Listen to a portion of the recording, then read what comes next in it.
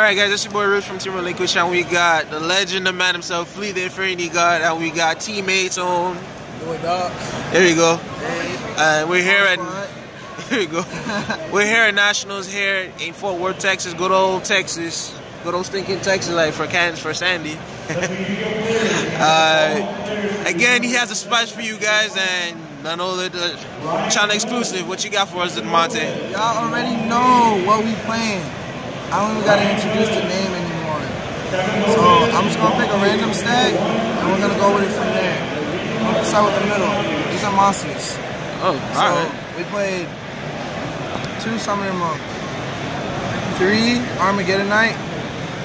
I'm not even explaining cards anymore. These are all my profiles. Essentially what I did was I reviewed all of my decks, and I decided to go with the best options out of most of them. Plus I just updated it with some of the newer cards to make the FTK more consistent. It's still the FTK because you already know they're dying, we had Nets, and we're not going into time.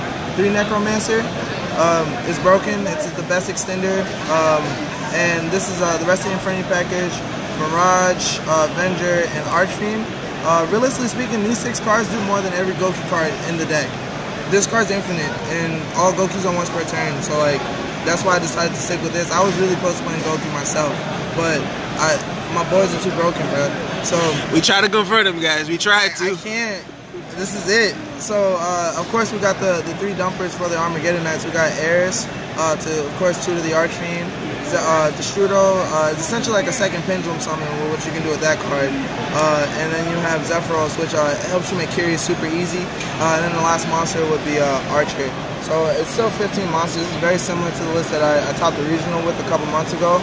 But you see the format has changed drastically since we don't have Masterpiece or what's that name? Astronaut. So next stack, spells. My favorite part of Yu-Gi-Oh! Green cards are broken, y'all already know. So we're playing 3 Shrine. There's a lot of 3-ofs in this deck because we need consistency. And we're playing Monk, so it doesn't matter if they're once per turn, we just discard them anyway. 3 Pin Call because it's game, it's scales. Then you have 3 Call by the Grave because we don't want to lose to auto lose to draw and lock. But it still happens. We got Joel reincarnated 5 times this tournament. It happens.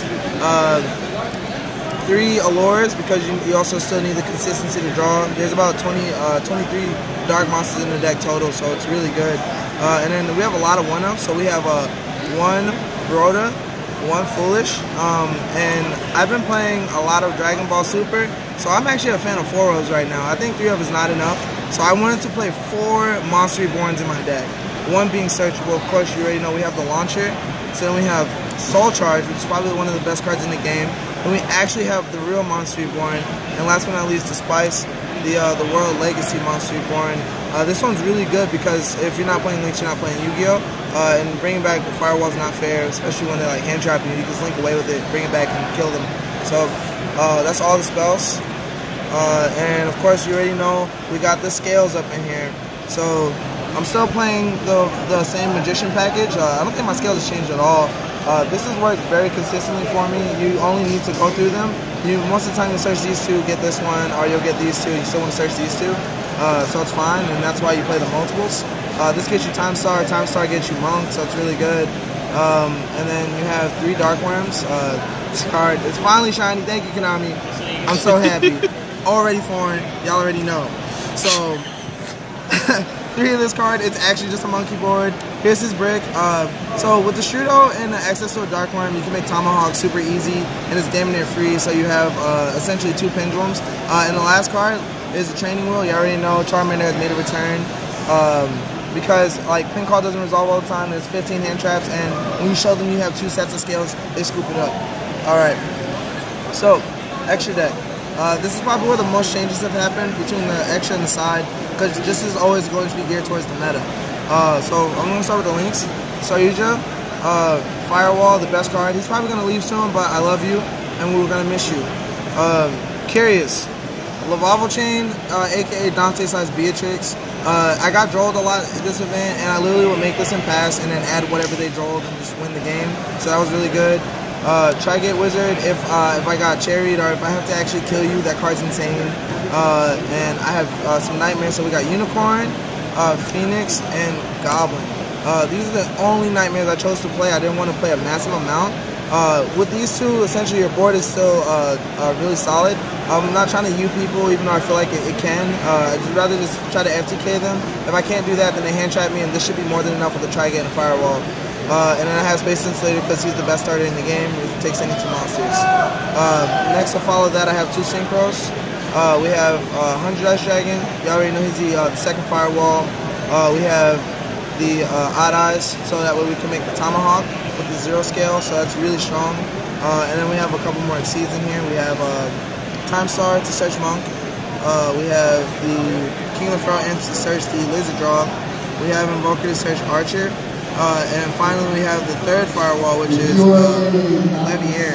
So Levier lets you get back into Banish cards, so you don't care about reincarnation, and you literally just bait it by adding Archfiend anyway. It's very ignorant, but it actually won me a lot of games. So that's why, like I said, if they don't have draw reincarnation, I'm gonna win. Sideboard. Yeah, for the side. This was really interesting. I didn't side too much this event. Going second is really fun though. But I sided 5 hand traps. My deck is still technically pinned on. I didn't want to draw too much, so I played 3 Ash and 2 draw. I don't want to get reincarnation, so this had more priority over draw. And this is still technically a -1, and neither of these are dark. And this is also a tuner. So I felt like Ash prioritized over draw. However, I still need draw because the Sky Strikers are still very prevalent in the format. Next for Gokis, I played 3 Toon Table of Contents. This is actually my favorite side card. I outed a lot of cards with this, and I played the Toon Cannon Soldier. And of course, to end that package off, we play the Mega Fleet, so that way we don't get you. We just keep playing the game. We just have we spoke about this, and they died. That's it. We were never going into battle phase. They died. I was expecting a lot of different decks, so I did respect like trap decks. So I did play Rev Reboot for like True Draco, Anti-Spell, and Altergeist. So that was really strong. And then finally I have Black Rose. Black Rose is really strong with the Rev Reboot. This is essentially a package as well. Because if they're playing traps, you literally just get rid of 5 by paying half, and it's not fair. And then lastly, we have Borlo. So I side Borlo because it's really good at going second, but this is actually just an FTK that can make unbreakable boards like Goki as well. So I didn't feel like he was necessary. However, he's like a turn 3 kind of card. So he's not bad, but he's really great in the side. I needed it to out Borlo himself. Alright. So, how'd your day go yesterday? It was pretty good. I finished X3 on the bubble. I got reincarnation draw 5 times, and then I lost round 1 to this kid who opened 2 engages, Impermanence, Ogre, Ash draw. I don't think anyone plays through that. However, if I can play, I feel like I should be able to win if I open well enough, or they have to outplay me. So I'm probably gonna keep playing this deck. We just got Summon Sorceress, so there's more, and that Gunblade Dragon card. So stay tuned. Alright, any shoutouts? Yes, of course you already know shoutouts. Team Relinquish, the best team on the US, because I don't know about that foreign teams like that. And shoutouts to my boys back in Atlanta, Dre and Marco, Kiera, I love you, you already know. Shoutouts to my parents, hope you have a safe life in Virginia, they just moved.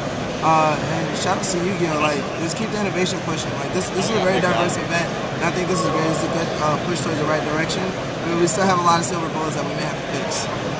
So I think that's about it. Alright guys, it's your boy Rootz. We got Flea again once more. Shout out to Team Abe in the building. Thanks.